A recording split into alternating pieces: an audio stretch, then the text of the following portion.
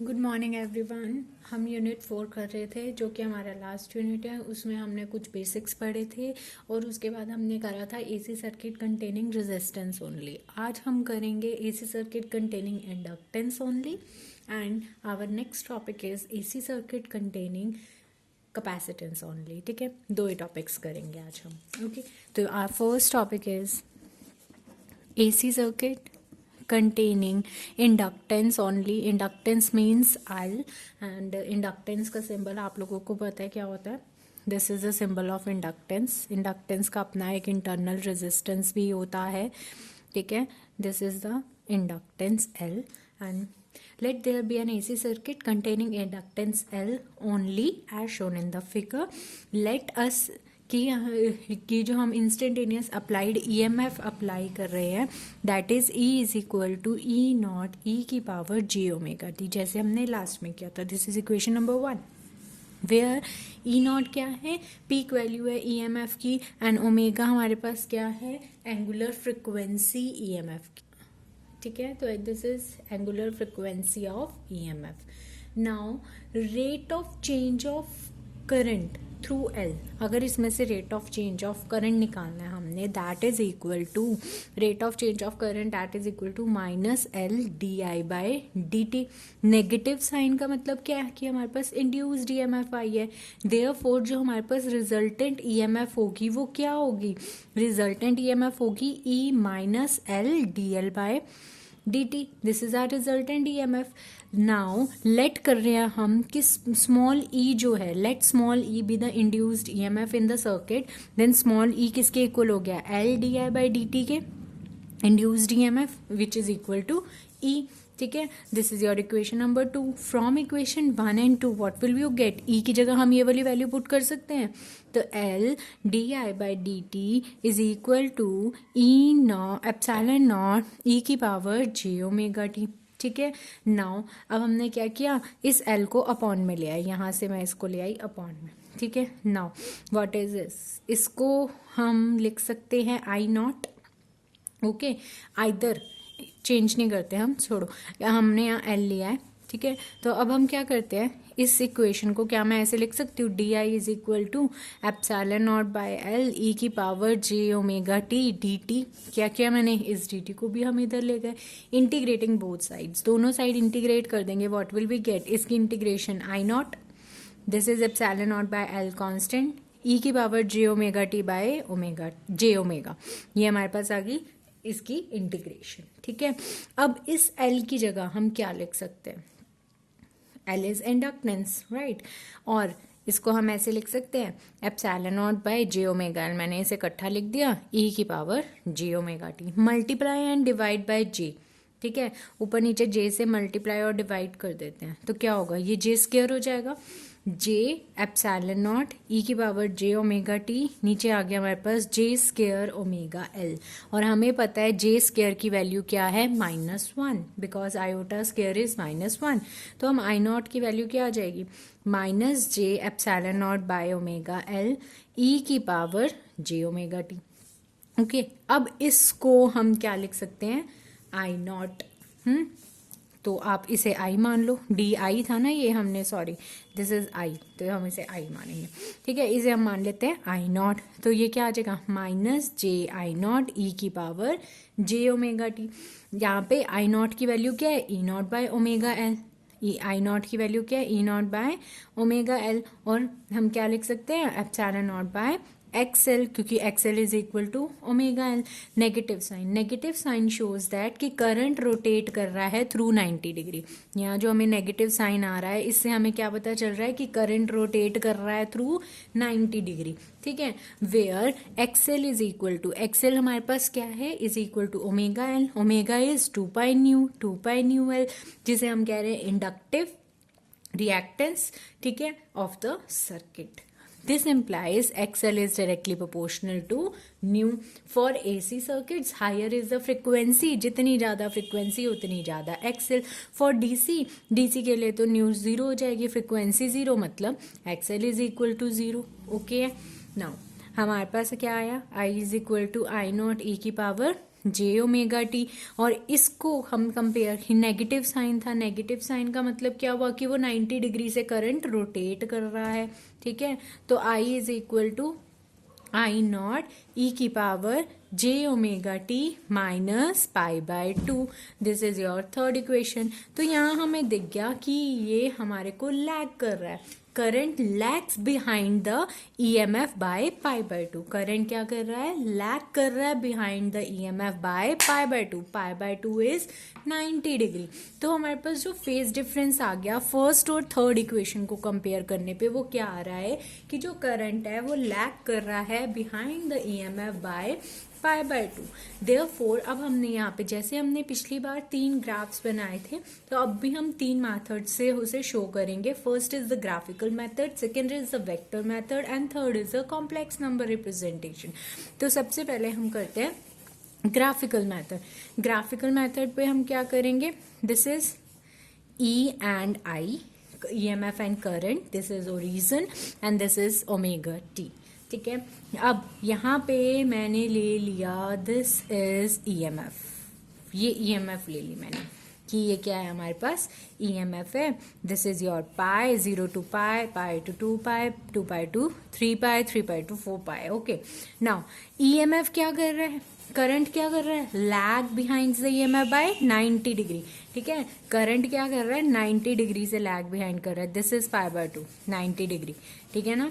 इससे वो क्या कर रहा है, लैग बिहाइंड कर रहा है बाय द पाई बाय 2। ये हमने वो दिखा दिया। This is your I, lag behind, EMF उसे पीछे जोड़ के जा रहा है 90 डिग्री से।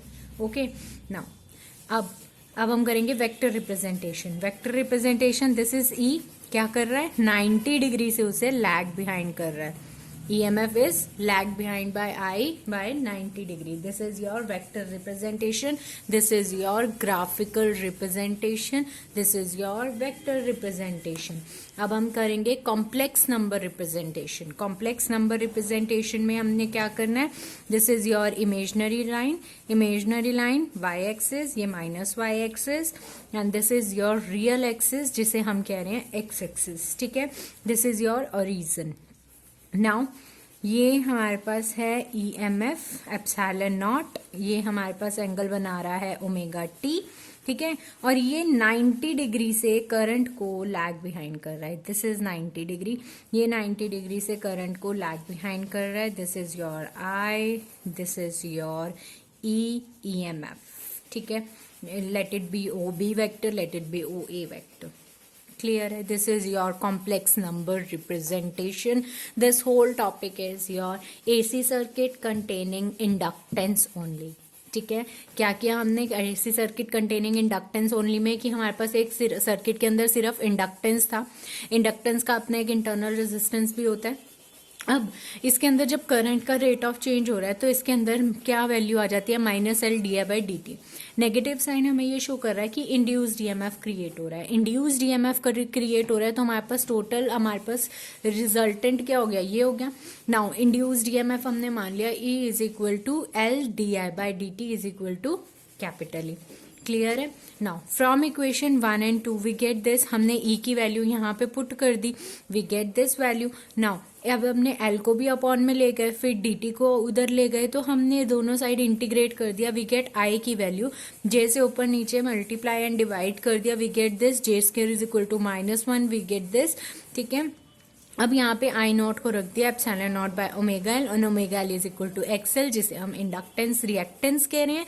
XL is equal to omega L, omega की जगह 2 पाई न्यू एल। तो इससे पता चल गया कि XL is directly proportional to nu. अगर AC सर्किट है तो जितनी ज्यादा फ्रिक्वेंसी उतनी ज्यादा इंडक्टेंस। फॉर DC सर्किट तो ये वैल्यू 0 होती है, तो एक्सएल भी क्या हो जाएगी, 0। तो इससे हमें पता चल गया कि वो माइनस, ये शो कर रहा है हमें कि 90 डिग्री से करंट रोटेट कर रहा है, तो ये लैग बिहाइंड कर रहा है, इंडक्टेंस में लैग बिहाइंड कर रहा है। The main thing in inductance is lags, ठीक है। क्या कर रहा है, करंट लैग बिहाइंड कर रहा है EMF को बाय 90 डिग्री, और you can say by pi by 2। This is the main thing. Clear है यहाँ तक, okay. Now our next topic is AC circuit containing capacitance only. अब हम नेक्स्ट वो करते हैं AC circuit containing capacitance only. AC circuit containing capacitance only.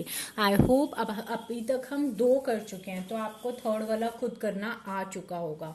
ठीक है, तो सबसे पहले हमारा सर्किट कैसे बनेगा, कैपेसिटेंस ओनली. ये कैपेसिटेंस ओनली का सर्किट बना लिया हमने. ठीक है, डन. EMF इंड्यूस्ड EMF क्या देते हैं, instantaneous EMF is equal to epsilon naught E की पावर j ओमेगा टी. ठीक है, तो यहाँ लिख देंगे हम ई सब में सेम था, एप्सिलॉन नॉट ई की पावर j ओमेगा टी. फिर एप्सिलॉन नॉट क्या है, पीक वैल्यू है EMF की. ओमेगा क्या है, एंगुलर फ्रिक्वेंसी है EMF की. Now little bit a change, then Q by C is equal to E. Q is the instantaneous charge on the capacitor. ठीक है, तो Q is this, तो Q की वैल्यू क्या हो गई, CE. E की जगह मैं वैल्यू रख देती हूँ एप्सिलॉन नॉट ई की पावर j ओमेगा टी. ठीक है, देयरफॉर I की वैल्यू क्या हो जाएगी, dq बाई dt. ठीक है, dq by dt C epsilon naught E की power j omega T into j omega. Differentiate कर दिया मैंने इसको. What will we get, j omega C epsilon naught E की पावर j ओमेगा टी.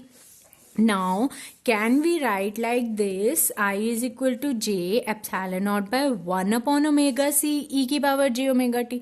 ये मैंने ऐसे क्यों लिखा, क्योंकि 1 अपॉन ओमेगा c है, ऊपर जाके तो वो यही वाली स्टेटमेंट बन जाएगी ना. This is your equation number 2. XL की वैल्यू क्या बताई हमने, ओमेगा एल. और अगर आप लोगों को याद हो अपना +2, तो एक्स सी की वैल्यू होती है 1 अपॉन ओमेगा सी. तो 1 upon omega C is equal to X C which is a capacitive reactance. ठीक है, तो एक्स सी की वैल्यू क्या हो गई, 1 upon omega C. 1 upon omega की जगह 2 पाई न्यू सी. ठीक है, दिस इम्प्लाइज कि जो कैपेसिटिव रिएक्टेंस है वो फ्रिक्वेंसी के इनवर्सली प्रोपोर्शनल है. फॉर डीसी सर्किट इसकी वैल्यू 0 होगी. तो मतलब फॉर डीसी सर्किट फ्रिक्वेंसी अगर 0 है तो हमारा कैपेसिटिव रिएक्टेंस क्या हो जाएगा, infinity. Now units of reactance is what, ohms. तो आई की वैल्यू हमारे पास क्या आ गई, जे आई नॉट.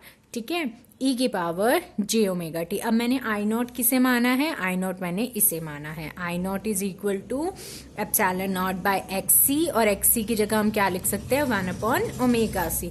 तो यहाँ हमें प्लस का साइन आया. This means I is equal to I naught E की power j omega T plus pi by 2.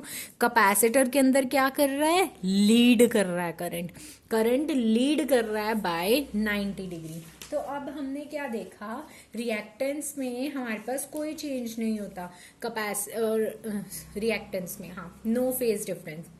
और इंडक्टेंस में हमारे पास फेज डिफरेंस क्या होता है कि करंट लैग कर रहा है बिहाइंड द ईएमएफ, और जो कैपेसिटर होता है उसके अंदर करंट क्या करता है, लीड करता है बाय 90 डिग्री, और you can say by pi by 2. तो अब हमारी इसमें कॉम्प्लेक्स नंबर रिप्रेजेंटेशन करेंगे. बाकी ग्राफिकल और दूसरी आप खुद बनाने की ट्राई करना. मैं आपको ये 2 रिप्रेजेंटेशंस बता रही हूँ. This is your A.